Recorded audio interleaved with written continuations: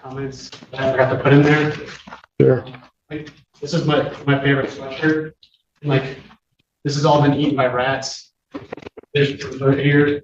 The sweatshirt underneath has been eaten. All right, buckle up because this case starts with something you almost never hear in a courtroom. A tenant claiming rats literally destroyed his life, clothes eaten, furniture destroyed, job lost. But here's the big question. Is this a genuine nightmare? Or is the court about to see a story that's much harder to prove than it sounds? By rats. I've lost 2 pairs of Michael Jordan tennis shoes that are eaten by rats. These pants are eaten by rats.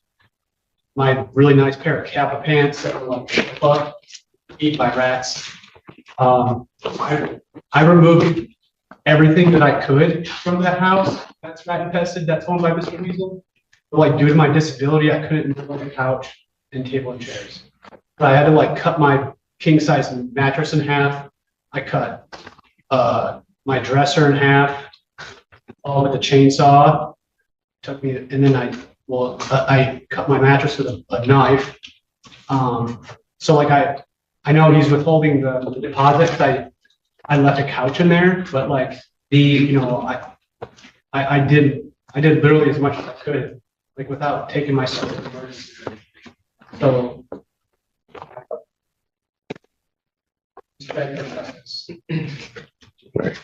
good morning, Your Honor. We're on today's final settlement conference. Plaintiff is requesting. So last the court acted, Mr. Janowiak was ordered. Now we're entering the legal phase of this dispute. What started as a shocking story about rats is quickly turning into something far more common in court, a fight over money, specifically a $1,000 security deposit and unpaid rent. And in landlord-tenant law, the details of who owes what can make or break a case. Out by January 31st, he did that. Right. He vacated the premises on time. Plaintiff was withholding security deposit. We haven't had a forwarding address given to us. It's a P.O. box because I'm homeless. But the rent has been withheld for the security deposit has been withheld for unpaid rents, not for damage to the premises. There was some furniture left, and I would say excessive filth and trash, which demanded cleaning, but that hasn't been. We haven't charged for that at present. And so plaintiff. Don't mean it. How much was the security? The security deposit was $1,000. Okay. The outstanding rent, including the gas bill that was never changed over to his name. It was changed on the 31st. It was Sir. Hold on. I will let you respond. I always do. But go ahead. Thank you, Your Honor. Unpaid rents and gas bill is $4,005.19. If Your Honor were to, so if we apply the security deposit, the amount outstanding is $3,005.19. If Your Honor, rents would be $1,770.19. And so that's what plaintiff is asking for today, Your Honor. I can make additional arguments. Here's where things get technical. The landlord's side is arguing that unpaid rent and utilities exceed the security deposit in most states.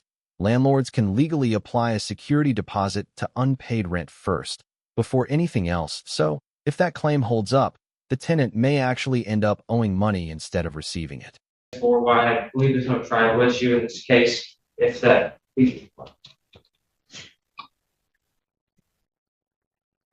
The DTA was taken out on the 30th.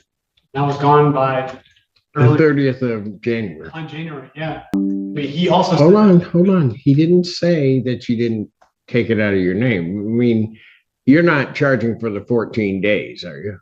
Correct. So my understanding is that he was required to put the gas into his name, and that either didn't happen or went unpaid, one or the other. So I believe my client's books records show that they were just auto paying the gas over the course of his lease. And how much is the gas of this amount?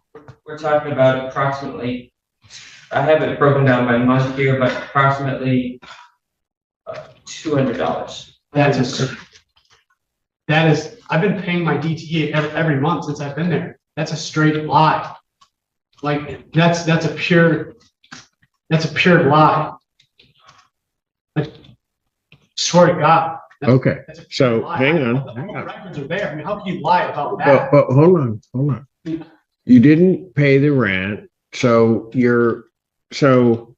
I know I owe And now the tension spikes. Accusations of lying in open court are never a good look, but here's the reality. Judges usually rely on documents and records, not emotions. Utility bills, payment logs, and written leases often decide these moments, not who sounds more convincing. DTE like $400. That's it. well, they're only saying it's about 200 that they paid over the time. I paid my DTE bill. I paid all the bills that I needed to pay up until this rat infestation was not taken care of. And then they lied about the rat poop, and they didn't. Okay, but hold on. This is a nightmare. The security deposit can properly be deducted pursuant to statute against back rent.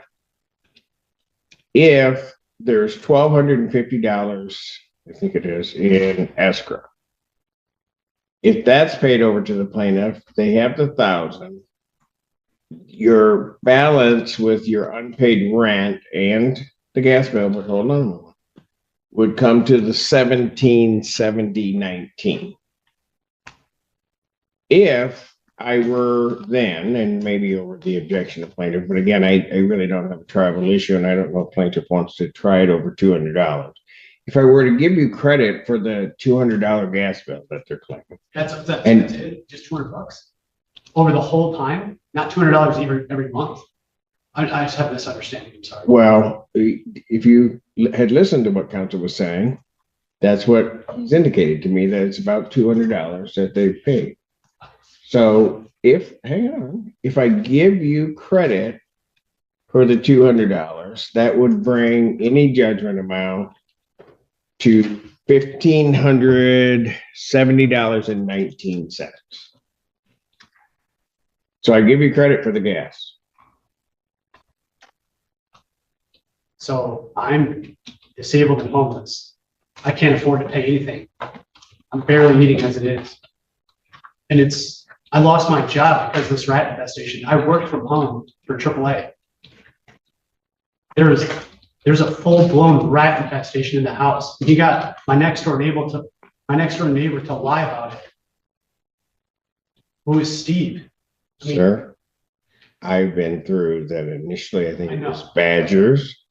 Then I think there was a beaver that came up. Yeah. Then that transformed into mice.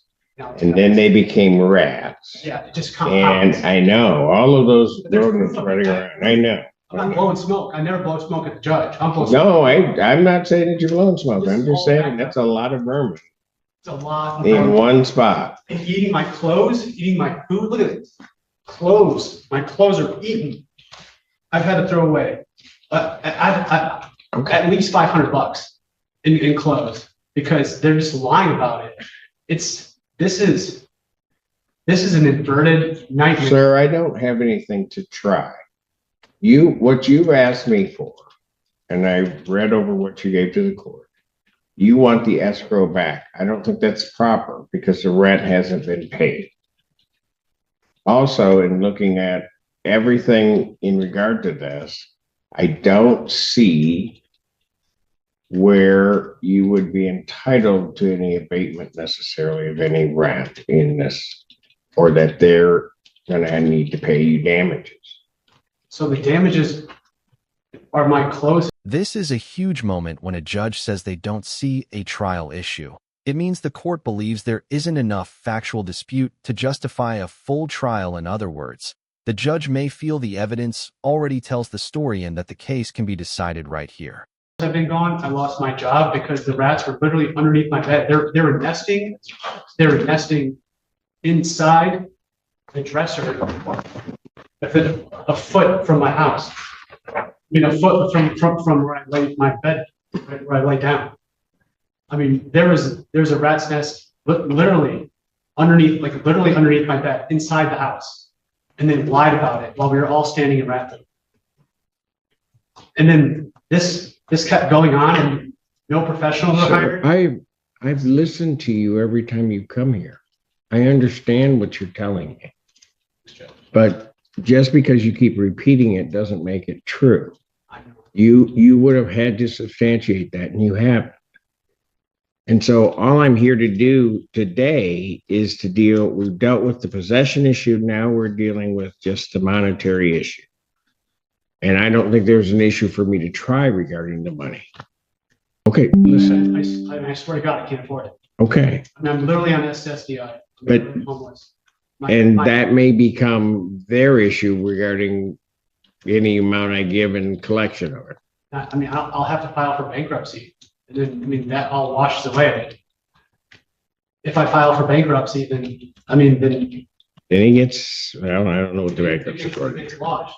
I mean, you are talking to a disabled street kid that was forced out of his home because of rats and lost his job because of rats.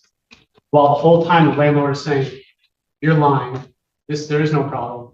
Then I have professionals backing me up. And then I have him saying that, like, oh, he's told other neighbors that he's gonna shoot me. Where is that neighbor? That's defamation. I mean, I know that's like a different court case, and I have to go get a lawyer, blah, blah, blah, blah, blah. I know we're just talking about money today, not defamation. That's a different case. I get it. I'm not dumb. But I mean, like, I've been defamed. I've been put on the street. I have lost my job. I've lost my clothes. I've lost my health. I've lost literally almost everything because Mr. Weasel is not maintaining his property. I mean, I'm repeating myself because I'm just expecting you to slam dunk on these people and pay me and shame these people and wish me well. That's what I thought. I mean, you have a reputation of being the all-star judge in Michigan. I expect you. I don't know that that's the case. I mean, I'm just being honest. My kids think of me that way, but I don't know anybody else. I mean, I'm not No, gonna say listen, it, but I know you're good. Sir, listen. You may have thought you knew what I would do in this case. There are attorneys that come in every day thinking they know what I'm going to do, and then they become greatly surprised.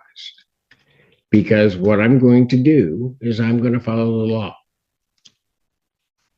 I may feel for you. I may have sympathy for what your plight is, but I'm going to follow the law. That's how it works. That's what I want you to do, is to follow the law. And that's what I'm going to do. And what I'm going to do is I'm going to find that there's no tribal issue. I am going to give him credit for the $200 gas bill, so him cost.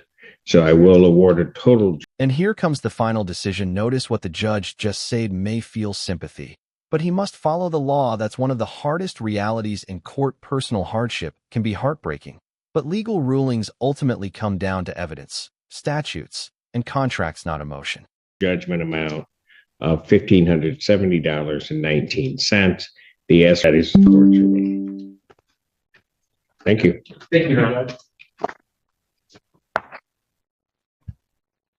I did write it. Thank you. Thanks for your time, Judge. Thank you, sir. Did he salute you? He did. Straight on.